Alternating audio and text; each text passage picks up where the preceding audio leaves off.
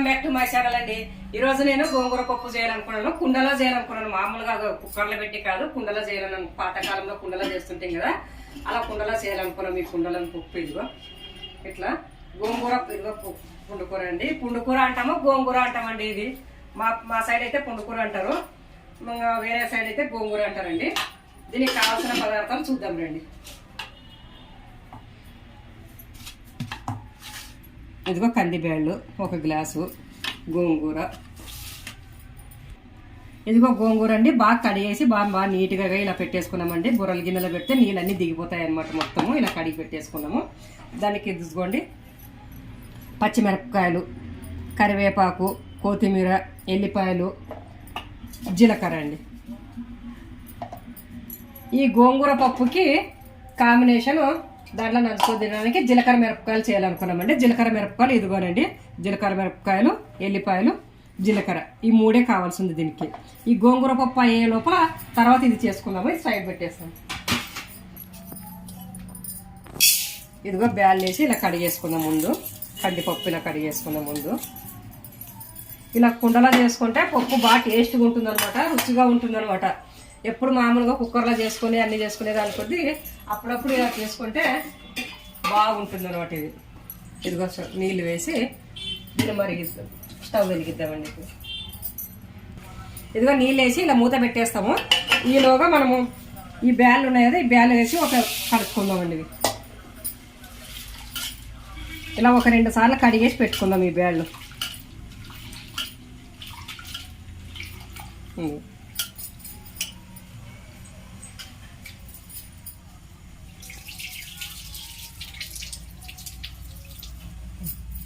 ఇప్పుడు వేసేస్తాం. ఇదిగోనండి కందిపప్పు ఇలా కడిగి పెట్టేసుకున్నాం. ఇవి దీంట్లో ఈ కుండలోకి వేసేసుకున్నాం. ఈ కుండల పప్పు బాగా రుచి ఉంటుంది అనమాట, బాగా తినడానికి కూడా బాగుంటుంది అనమాట, టేస్ట్ కూడా బాగుంటుంది. అప్పుడు మేము చిన్నతనంలో అయితే మా అమ్మ వాళ్ళందరూ ఇట్లానే చేస్తుంటారు అనమాట. కుండల పొయ్యి మీద పెట్టి కుండల పుండుకూర పప్పు చేస్తే అంత రుచి ఉంటుంది అనమాట, టేస్ట్ కూడా అంత బాగుంటుంది అనమాట. ఒక 2 రోజులైనా కూడా చెడిపోదు అనమాట. ఈ పప్పు బాగా గట్టిగా చేసుకొని, అప్పట్లో ఫ్రిడ్జ్లు లేవు కదా, బయట పెట్టుకున్నా కూడా అంత టేస్ట్ ఉంటుంది అనమాట. 2 రోజులైనా ఇదే పప్పు తినేవాళ్ళు అనమాట, కుండలో చేసిన పప్పు. ఇదిగో ఇట్లా బ్యాలు వేసిన తర్వాత 1 స్పూన్ పసుపు వేస్తుంది. పసుపు వేస్తుంది.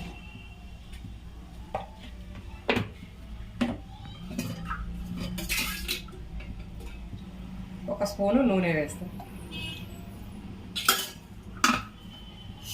వేసి ఇది బ్యాళ్ళు ఉడికిస్తాం. అంతలో బ్యాళ్ళు ఉడికినాయా లేదా చూద్దాం. ఇక్కడ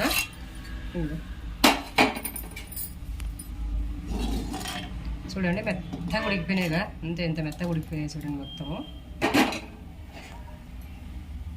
ఇప్పుడు ఇవి పచ్చిమిరపకాయలు అండి, అన్నీ కోసి తరిగి పెట్టుకున్నాను. ఇవి అన్నీ కడిగి పెట్టి సన్నగా కోసి పెట్టుకున్నాను అనమాట. ఇవన్నీ పచ్చిమిరపకాయలు. పుండుకూర పప్పుకి వచ్చి కొంచెం కారం ఉంటేనే బాగుంటుంది అన్నమాట ఇది, కాబట్టి కొంచెం పచ్చిమిరపకాయలు ఎక్కువే పండాయి అన్నమాట, ఎక్కువ వేస్తాము. ఇదిగో కొత్తిమీర, కరివేపాకు, ఎల్లిపాయలు కొంచెం ఎక్కువ వేస్తేనే టేస్ట్ బాగుంటుంది అనమాట ఇది, అందుకే ఎల్లిపాయలు ఎక్కువ వేస్తాం అనమాట వీటిలోకి.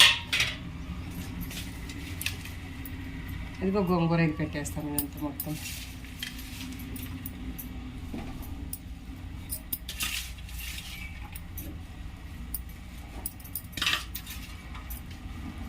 ఈ గోంగూర పులుపు లేకుంటే ఒకవేళ చింతపండు కూడా వేసుకోవచ్చు. ఏమంటే మా గోంగూర కొంచెం పులుపు ఎక్కువ ఉంటుంది కాబట్టి మేము వేసుకోమన్నమాట చింతపండు. ఉత్త ఆకోటే పుట్టుకూర ఒకటే పెడతాము. దీని మీద కొద్దిగా నూనె వేసుకుందాం. మరి 1-2 స్పూన్లు నూనె వేసుకుందాం. నూనె వేసుకుంటే బాగా తొందరగా ఉడికిపోతుంది అనమాట ఇది. జీలకర్ర కూడా వేసుకుందాం. జీలకర్ర కూడా వేసుకుందాం. జీలకర్ర వేసుకుంటే జీలకర్ర, ఎల్లిపాయ ఆ స్మెల్ బాగుంటుంది అనమాట. ఇది ఒక 10 నిమిషాలు ఉడికిస్తాం. ఇది మూత పెట్టేస్తాం. ఈ గోంగూర ఉడికేలోపు మనం ఈ జీలకర్ర మిరపకాయలు తయారు చేసుకుందాం. ఇంత లోపల స్టవ్ వెలిగించి బాల్యం పెట్టుకుందాం. ఈ పచ్చిమిరపకాయలు ఉన్నాయి కదా, ఈ పచ్చిమిరపకాయలు ఇలా చిన్నగా కాటి పెట్టుకుందాం అనమాట. ఇవి చిన్నగా ఇట్లా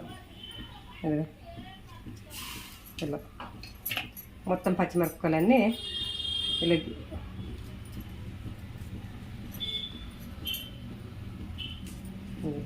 ఇదిగో బాల్యం వేడెక్కే లోపల ఈ పచ్చిమిరపకాయలు దీంట్లోకి వేసి వేపుకుందాం అన్నమాట. ఇది ఆ గోంగూర పప్పులోకి వచ్చి ఈ మిరపకాయలు జీలకర్ర మిరపకాయలు తింటుంటే అంత రుచి ఉంటుంది, అంత కమ్మగా ఉంటుంది అనమాట, బాగా టేస్ట్గా. దీంట్లోకి కాంబినేషన్ ఇవే పచ్చిమిరపకాయలే, జీలకర్ర మిరపకాయలు అనమాట. మనం అంత లోపల ఈ జీలకర్ర మనం అంత లోపల ఎల్లిపాయ జీలకర్ర మిక్సీకి వేసుకొని రెడీ చేసుకుందాం.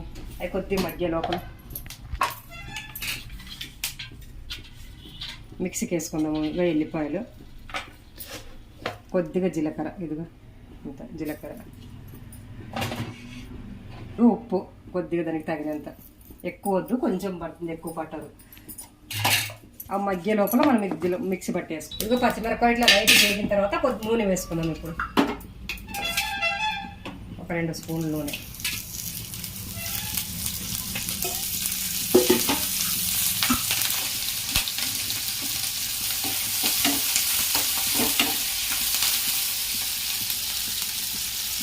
చూడండి, ఇప్పుడు మిరపకాయలు రెడీ అయిపోయినాయి. దీంట్లోకి జీలకర్ర, ఉప్పు, ఎల్లిపాయలు కలిపి మిక్సీకి వేసినాం కదా, దీన్ని దీంట్లోకి వేసి కలిపేసుకుందాం.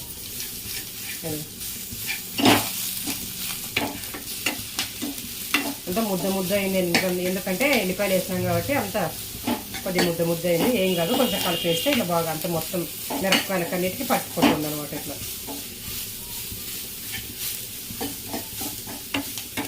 ఇంకా జీలకర్ర మిరపకాయలు రెడీ అయిపోయినాయి మొత్తం. ఇలా ఉంటుంది.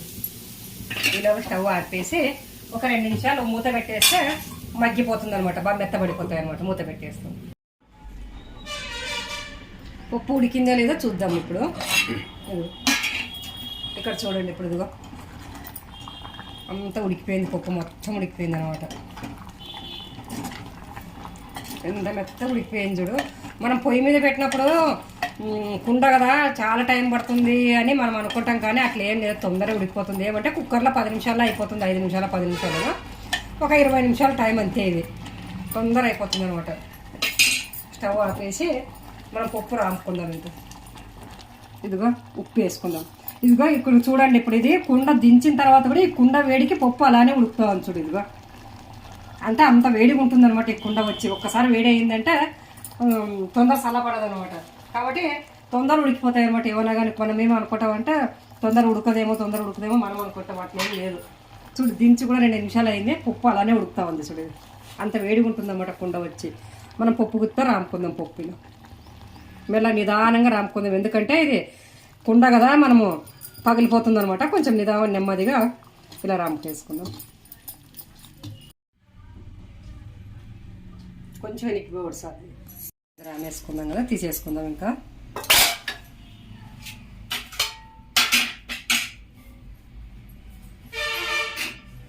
ఇప్పుడు మనం పప్పు తర్వాత పెట్టుకుందాం.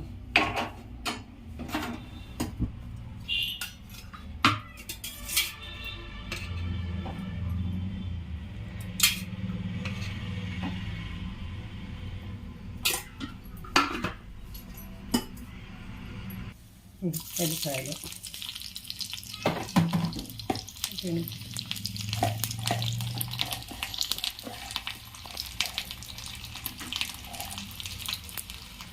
జీలకర్ర, ఆవాలు,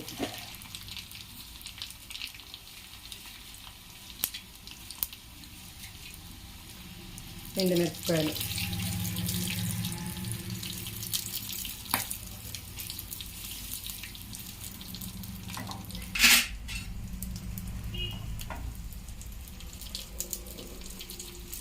ఇదే గెంటెలో తాలింపు పెట్టినామంటే మనము గెంటె వచ్చి పప్పులోకి అట్లే పెట్టేస్తాం కదా, బాగా వాసన కూడా బాగుంటుంది, టేస్ట్ కూడా బాగుంటుంది అనమాట. పైనుంచి చేసినామంటే అంత వాసన రాదనమాట తాలింపు వచ్చి.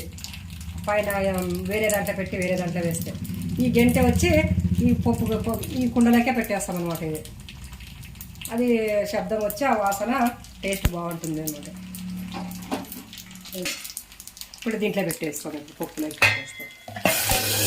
ఇలా పాతకాలం వంట అంటే ఇట్లా అనమాట. పాతకాలంలో వంటలు ఎలా చేసుకుంటున్నారు అనేది ఇది చూడండి. ఇప్పుడు కుండలో ఇలానే పప్పు ఇలానే చేసుకునేవాళ్ళు అనమాట. గింటె పెట్టేసి తాలింపులో పెట్టేస్తారనమాట. ఈ శబ్దం వచ్చిందంటే పప్పు వాసన కూడా బాగుంటుంది అనమాట, సువాసన ఉంటుంది అనమాట. అంతా ఇట్లా అన్నం పెట్టుకొని తిని చేసి చూద్దాం. ఇప్పుడు ఇది చాలా కమ్మగా ఉంటుంది, చాలా టేస్ట్గా ఉంటుంది. ఎంత బాగుంటుందంటే అంత బాగుంటుంది. ఎప్పుడైనా టైం దొరికినప్పుడంతా, మనకి వీలైనప్పుడు టైం దొరికినప్పుడు ఎప్పుడు కుక్కర్లో అన్నం పప్పు చేసుకోకుండా అప్పుడప్పుడు ఇలా చేసుకొని తింటే కూడా బాగా రుచిగా ఉంటుంది. ఇదిగో వేడి నెయ్యి, ఒక 2 స్పూన్లు నెయ్యి.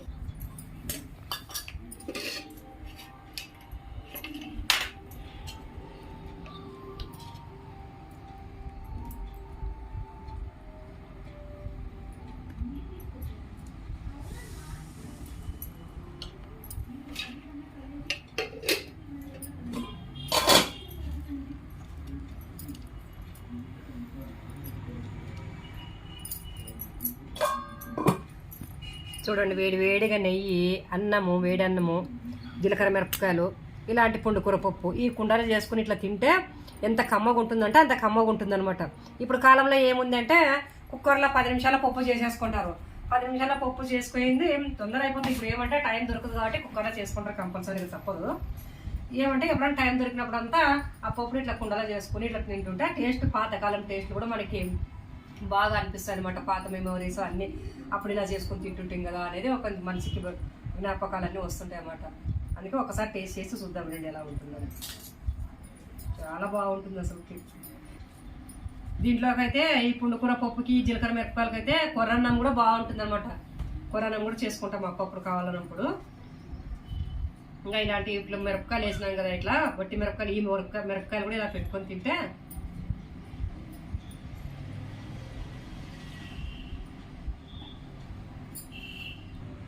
మధ్యలో ఈ జీలకర్ర మిరపకాయలు ఇట్లా కొనుక్కొని తిని ఇలా పుండుకూర పప్పు పెట్టుకొని తింటుంటే ఎంత కమ్మగా ఉందంటే అంత కమ్మగా ఉంది, చాలా బాగుంటుంది.